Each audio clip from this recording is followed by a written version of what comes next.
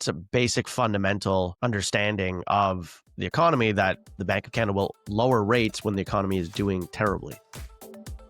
You're listening to the Ottawa Real Estate Podcast, your go-to source for all things Canadian real estate. And now, here are your hosts, Paul Stevenson and David Warren.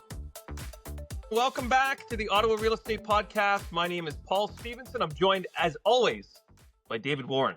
And you can tell, David, I'm in a brand new studio here, and I'm very excited to announce our new sponsor. But I'd like to thank all of our listeners, all of our sponsors, Garrett Poirier, Avocat Lawyers, Big Insurance in Westboro, and Centum. Thank you for your support.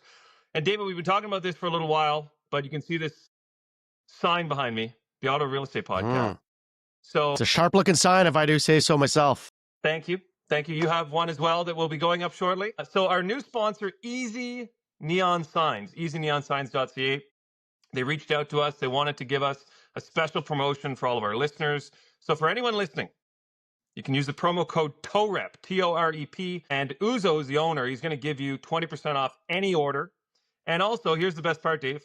Once a month, he's going to give away one sign, a 20 by 10 inch sign to a winner. One of our listeners is going to win a free neon sign every month. So what we're going to do, we're going to put a Google Forms link in the description on YouTube. So if you're listening to this, go to YouTube, make sure you're subscribed, fill out the form, and you'll automatically be entered. We're going to start basically, it's the end of September. So we'll run it for basically all of October, and we'll announce the winner at the end of October. So awesome new partnership.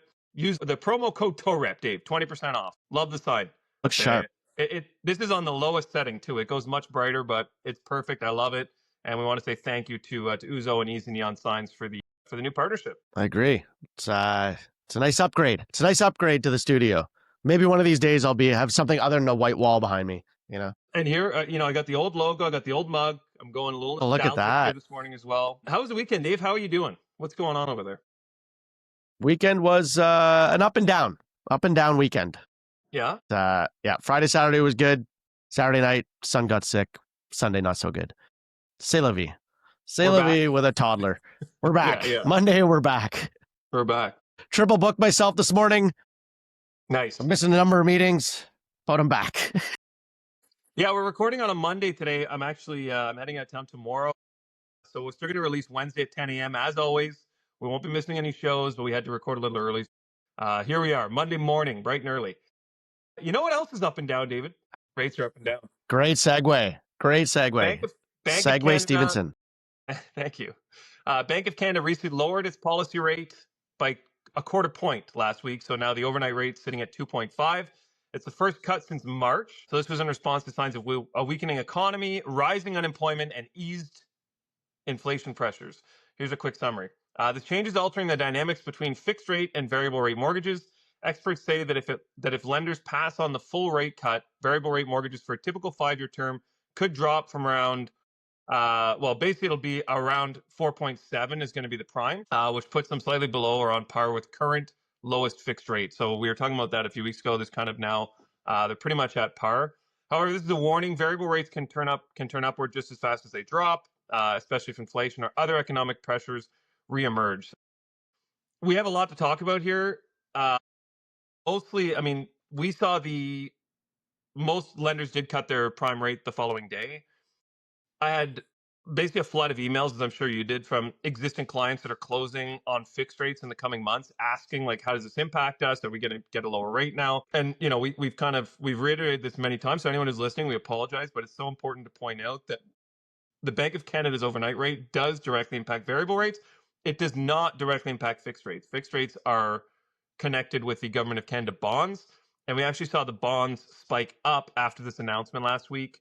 It was not by much, maybe by, I think it was, 0.05, maybe five basis points. But it did spike up. So explaining that to people that couldn't understand how that rate went up and the variable rates were going down. When Bank of Canada lowers the rate, it's actually a sign of a weaker economy. And very frustrating to watch, especially in Parliament last week, our finance minister celebrating the Bank of Canada's rate drop, saying that this is great, our economy is doing well, we're dropping rates, when really this isn't a strong indicator that the economy is doing well when we're dropping interest rates. So It's confusing, I think, for the general public when you're listening to Parliament talk about celebrating rate cuts when really this is not something to celebrate. I mean, it is if you're a variable rate mortgage holder. Hmm. And it is, I guess, if you're a line of credit holder, like if you have existing credit, it's great. But at a macro level, like it's not a good sign, right? Yeah, it was very perplexing as to why the finance minister Francois Philippe Champagne kind of celebrated this at one of the first sittings of Parliament since back from the summer, celebrating that the Bank of Canada had to drop rates when it's a basic fundamental understanding of the economy that the Bank of Canada will lower rates when the economy is doing terribly, Hmm. when things aren't going well. So I don't understand why that was done, but who knows? Maybe afterwards there was a little bit of an education on the economy after the fact and To the why that finance minister. statement was so absurd. But regardless, to your point, we saw the Bank of Canada drop a quarter point, prime now at 4.7. They hadn't touched it since I think it was March. But what this really means for you as a borrower, if you are on variable, it really means a reduction in your monthly payment by Yeah. $15 for every $100,000 in loan amount. So for those that are on an adjustable rate mortgage, so this is a variable rate mortgage where the payment changes as prime does. A number of major banks do not change. So TD, for example, RBC, et cetera, they do not change. However, one's, it's just the amount that goes to interest, the amount that goes to principal that changes. Your payment stays the same. Bank, one like Scotiabank, for example, is an adjustable rate mortgage in the sense that as prime comes down, so do your payments. And the other way is also true, and that rate goes up, so do your payments. So for those that have a Scotia mortgage, you will be seeing that change on your next payment of that lower payment by roughly $15 every 100,000. So it is good news for the general public when rates are reduced.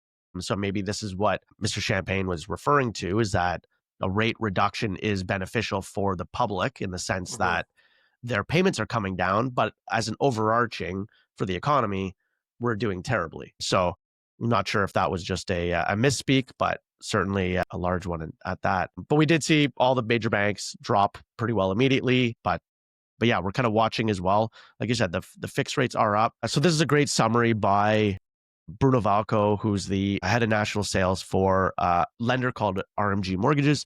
So they're a very large bank. They're part of the MCAP group of companies. They've got over 150 billion Canadian mortgages under administration. So they're not a small mom and pop shop by any means.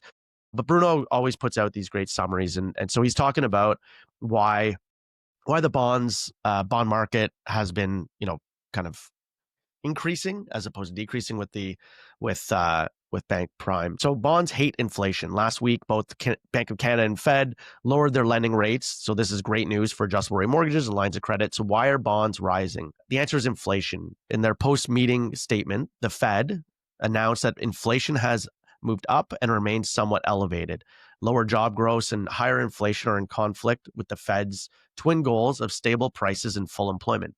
The Fed, and when I say Fed, we're talking about the US Fed, Federal Reserve. But like we've talked about in past episodes, that both the US Federal Reserve and the Bank of Canada, like we are very much tied to what happens in the US for our bond market. So what happens with them, kind of impacts us. So the US Fed also increased its outlook on PCE and core PCE inflation for 2026. The PCE, or Personal Consumption Expenditure Index, is a preferred gauge the Fed monitors for underlying inflationary risk. So his thoughts, he thinks we're looking at stagflation. He hopes not, but lower job growth and elevated inflation are signs of it and a future potential threat of it. Stagflation risks linger. U.S. consumer prices increased by the most in 7 months in August amid higher costs of housing and food, resulting in the biggest year-on-year increase in inflation since January. Combined with softening labor market conditions, higher inflation has sparked fears of stagflation. Just because the Bank of Canada or the Fed lowers doesn't necessarily mean bond yields will come down, and by extension, fixed rates. So the 5-year Canadian bond yield is being pulled along by the 10-year U.S. Treasury again. So he says, Bruno talks about this and even used the King Kong analogy in the with King Kong being the United States and the woman he holds hostage and carries to the top of the Empire State Building being Canada, which I think is a pretty funny analogy. And he uses that quite often in a lot of his write-ups. But Canada bond yields rose following the Fed's minutes and indicated an elevated inflation being a risk. As usual, the two yields typically move in the same trajectory. The 10-year Treasury yield dipped below 4% at one point on Wednesday, but then the Fed forward guidance, so what they announced after dropping, being their forward guidance of where they think the economy is heading and where their inflationary comments were, the 10-year Treasury closed up. So they decreased by a quarter point, yet the 10-year Treasury rose by 14 basis points. So the Treasury dropped by 25 basis points, yet the bonds rose by 14. Sorry, I think the Fed has also indicated that there may also be like another 50 basis point drops. Yeah, they're looking Drops. at there's all indications of further drops. There's a lot of pressure from the administration to drop rates, and they're putting a lot of pressure regardless of what the economy is saying. And I think this is where why he's highlighting that stagflation issue. Yeah. But yeah, so we saw 2 p.m. when the Fed announced the 5-year Canadian bond was at 2.716, 10-year Treasury at 3.99. Following the Fed decision in minutes and forward outlook, Canada rose to 2.77% on the 5-year bond and the U.S. Treasury at 4.08. So as soon as it was announced, we saw that come up. It gets very confusing, like you kind of alluded to, Paul, when like the general public is hearing, rates coming down in Parliament. We're seeing, our finance minister talking about this is good for the economy or that the economy is doing well. But all the actual indicators on both sides of the border are contrary to that. And it does become very confusing for individuals. When we have, bond market going up, people are just assuming that the fixed rates should be coming down. And really this is why, we really implore people to do your research. There's a lot of information out there. Make sure you're reading and not just taking the headlines. Speak to educated professionals in that space, not just someone that's throwing out rates. Have a conversation, figure out ask the questions of variable versus fixed. Everyone is going to be different. There is inherent risk with variable and there is with fixed, in the sense that fixed is going to give you that stability of payment, but you have that risk of being potentially elevated for a while, but it's locked in. So if your budget sits there, you know what you're paying. Variable, right now, we're seeing the rate being the same or even lower than what you're getting in a lot of cases on fixed. However, you are also subject to any sort of change within the economy. And right now we're seeing very much mixed signals as far as what the economy is doing. So, have that, everyone's situation is going to be different because there's not just the rate that plays into it. We've talked about it before, but there's also penalties, the difference in penalties, what your plan is with that property, all of that. So as you're coming up for either renewal or purchase, or you're needing to refinance to consolidate debt, like have a conversation with an educated professional that can actually provide you that insight as to what's going on, as opposed to just spouting out rate, because that spouting out rate is not going to be necessarily what is actually in your best interest. So that's really all I can kind of implore for people, because there's so much information out there and also confusing information at that. Yeah, and I should clarify. Like, I think my frustration comes from the fact that the indicator was like for clients that have variable rates. Like, I had a client who was already approved on a variable rate. They closed in October. He messaged me, and I'm like, "Yeah, this is great. Your rate will actually be this now because of this decrease." But when you see a headline that says rates are coming down, and it's suggested that this is a good sign that the economy is strong, like that is not accurate, and it's very misleading for people that read that and aren't in the space. Like, if you're not reading hours of articles about what's happening with the economy and is this good or bad and what's happening with jobs and so on, like we try to bring this to people in kind of like a short snippet every week. But being in it and seeing it and hearing that this is really strong for the economy, that's where my Yeah. frustration comes Yeah. from. No, it can be certainly frustrating. When with the announcement last week, kind of circling back to Canada from, obviously we're just talking about the U.S. economy, but Mhm. it is very important for people to realize that we are so closely tied. However, with what with last week's announcement, there was some commentary from economists that we've got plenty of precedents that show that variable rates. And when I'm talking about risk as well, is that, this is what one economist is talking about, saying in this CTV article, we've got plenty of precedents that show that variable rates can trend back up just as quickly as they drop, if not faster. And we still have a lot of headwinds that could put the boil under inflation. In lowering the Bank of Canada's policy rate to 2.5%, Tip Macklem said the risks have shifted since July, including a worsening labor market and sharp drop in exports. Again, this makes it even more confusing when our finance minister talks about a good economy. But anyways, with a weaker economy and a less upside risk to inflation, Governing Council judged that a reduction in the policy rate was appropriate. The worsening outlook, including a notably weak jobs report on September 5th, has also put downward pressure on the bond yields that determine fixed rates. We talked about it the last couple episodes. As soon as those job numbers came out, we saw the bonds come down. Since then, we've seen a little bit of an uptick, but that's kind of, again, where the US and the Canadian figures continued to come out. And, they state bond yields will likely be further influenced by the US Federal Reserve. That's set to release its own decision on Wednesday. So there's an article from last week. Macklem gave little forward guidance on further rate reductions or rate decisions. And this is leaving CIBC's chief economist to expect another quarter point cut in October, said Andrew Grantham. While little guidance was given as to if and when further interest rate cuts will be needed, in our view, the economy is losing resilience and inflation will continue to be contained by the elevated unemployment rate and removal of retaliatory tariffs. Though the outlook on rates is unclear, those with variable rate mortgages are expected to see a swift change to their rates from the Bank of Canada. Someone with an average price home could see an $84 per month savings if variable rates on their $624,000 mortgage dropped by that quarter point.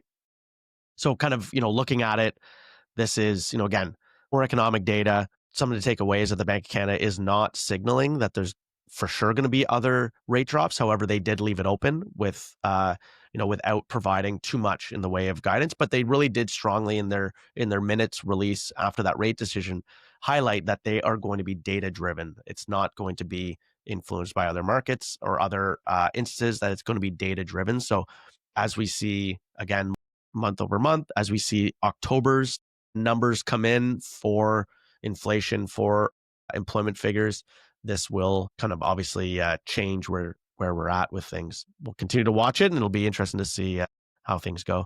We'll see what happens in the coming months. Now, Dave, you had an article about an uplifting article, an uplifting announcement.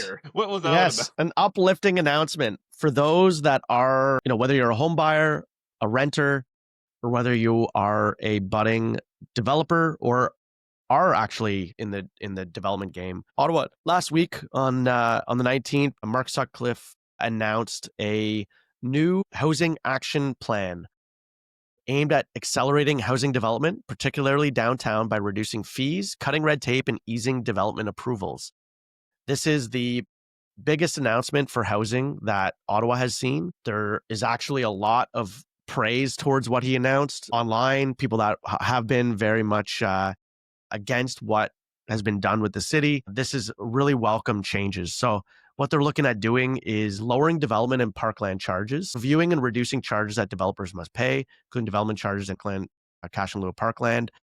Now, to be clear though, this is reducing it, not eliminating it. One thing that is of also importance is that it's deferring it. So they're deferring certain charges for where you're paying them not upfront. So we've talked about it before during the permit process, development charges, cash in lieu of parkland, which a lot of people don't realize how much fees and charges there are, that they will be deferring them till occupancy is actually issued on that project. So this is actually massive. What it means is that it's not that the capital up front to get a multi-unit project going, like housing developments, like a rental building, the funds aren't needed up front, which sounds, kind of like, well, why wouldn't it be anything like that?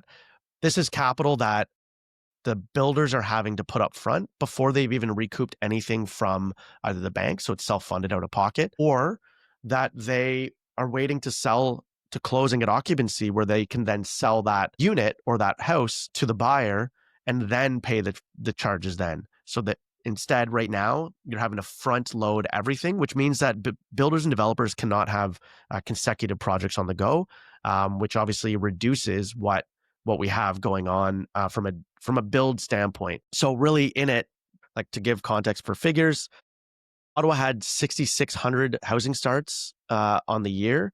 We were up from 4,300 last year, which is not surprising based on the cost of borrowing from last year. After we obviously had rate reductions. However, they want to be in the 12 to 15,000 housing start mark. We've talked about it before. There's been a lot of talks about it, over the years of needing to increase our housing starts, because this is what drives down prices. The more supply on the market, then we're meeting demand and the prices aren't being escalated. So it allows developers to build more and to build faster. Otherwise, you're sinking a lot of money into a project. You might not have enough to move on to the second or third project on your list until you finish finalizing that first one. So this could conceivably allow builders to have several projects, or if they have several projects, have several more on the go all at the same time. I'll cut you off. I know you're still Do it. mid-sentence here, but with this sort of thing, do you think developers will inevitably pass on those costs then? Like, would that not drive up the price by passing on those costs to the buyer? And if not, assuming that does happen, excuse me, would the city then not increase the cost of those fees, knowing that the builders are passing those off to clients? Like, would that not result in higher price points? So buyers and renters are already paying it. Right. It's not that they are now going to be passed along. They're already being passed along. Right. Development and permit fees, cash in lieu of parkland, all of this is already being passed along to the buyers and tenants, for that matter, by increased rents because it's more costly to build that project. It's deferring it. So in some cases, they're talking about lowering a lot of charges, which is saving the buyer money because those are fees not being passed along because they're being reduced or eliminated. And then others where, they're paying it anyways, but what it's allowing for is that if they're being deferred until occupancy is issued, a project could take years. You look at a condo development, I'm on Carling Avenue, for example, and right beside me, there are 4 towers going in.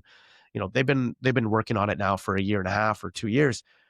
They had to pay all of those permits and development fees well in advance of, being able to put shovel in ground.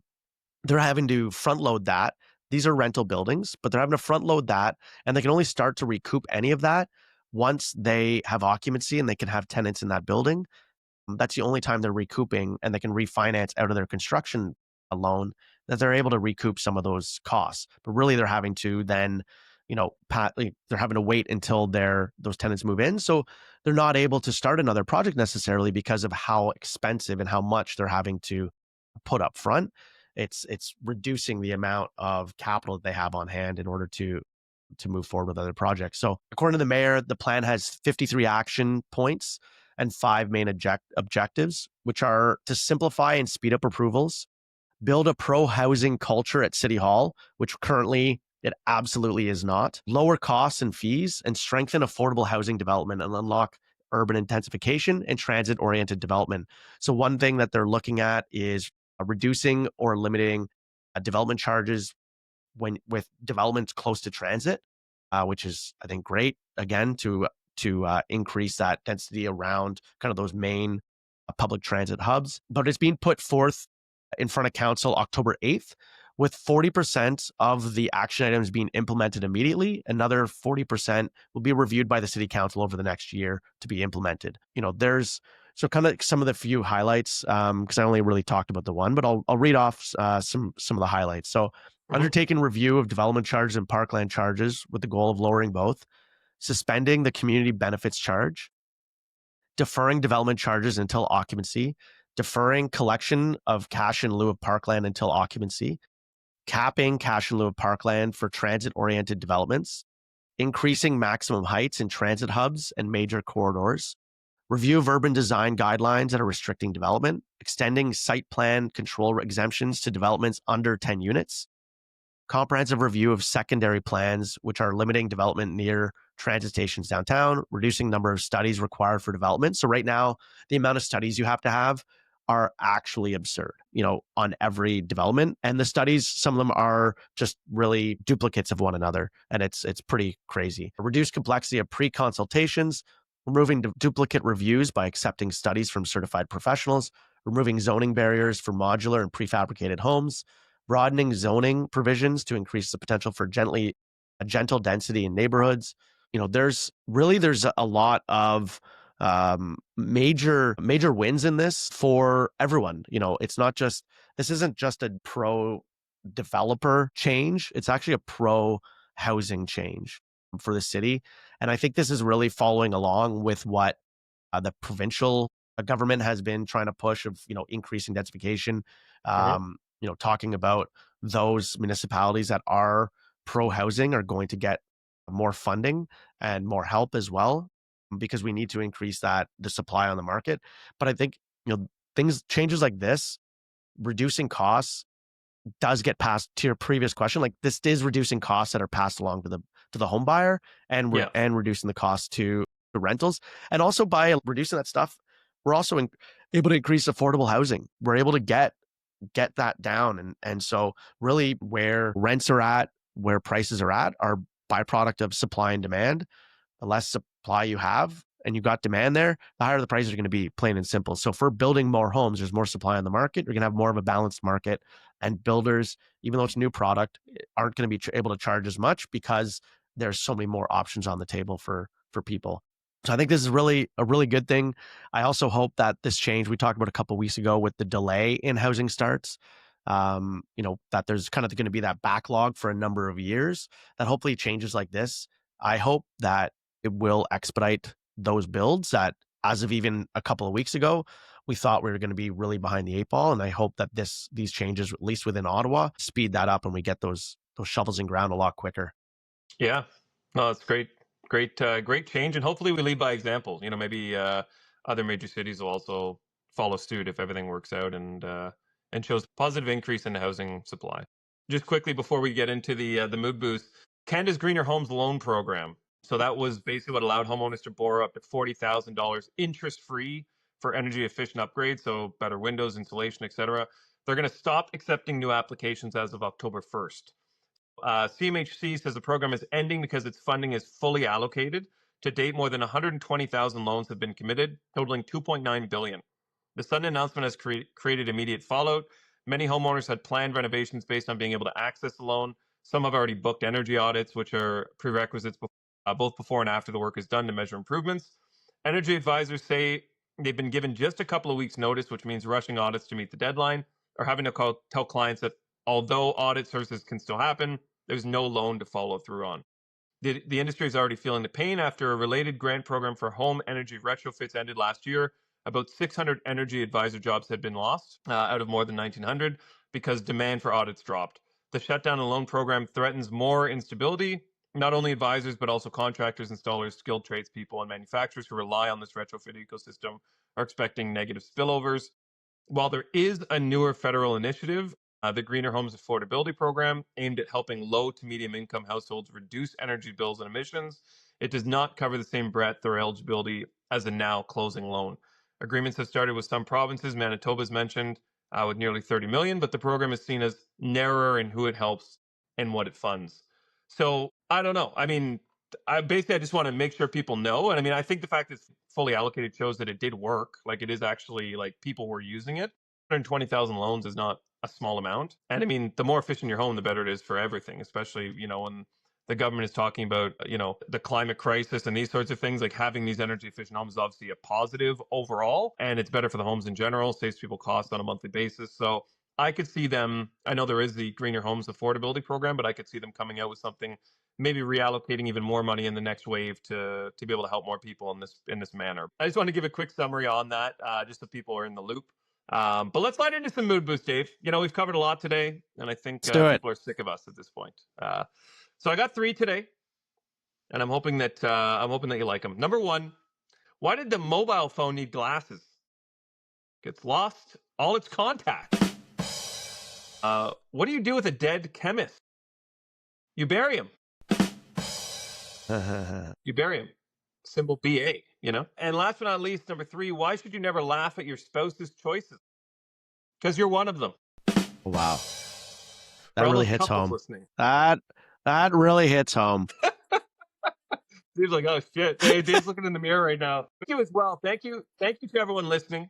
Thank you to our amazing sponsors, Guertin Poirier Avocat Lawyers, Big Insurance in Westboro, Centum, and our new sponsor, Easy Neon Signs. I'm going to have to get that point right. EasyNeonSigns.ca. If you go to the website and use the promo code TOREP, TOREP, you'll get 20% off all of your orders. And click on the link in the description, and you'll be automatically entered into a monthly giveaway for your own free 20 by 10 sign. So thank you, everyone, again for listening. Check out our socials. New episodes every Wednesday, 10 a.m. David, Smash that subscribe. have a great day. See you later, everyone. Deuces.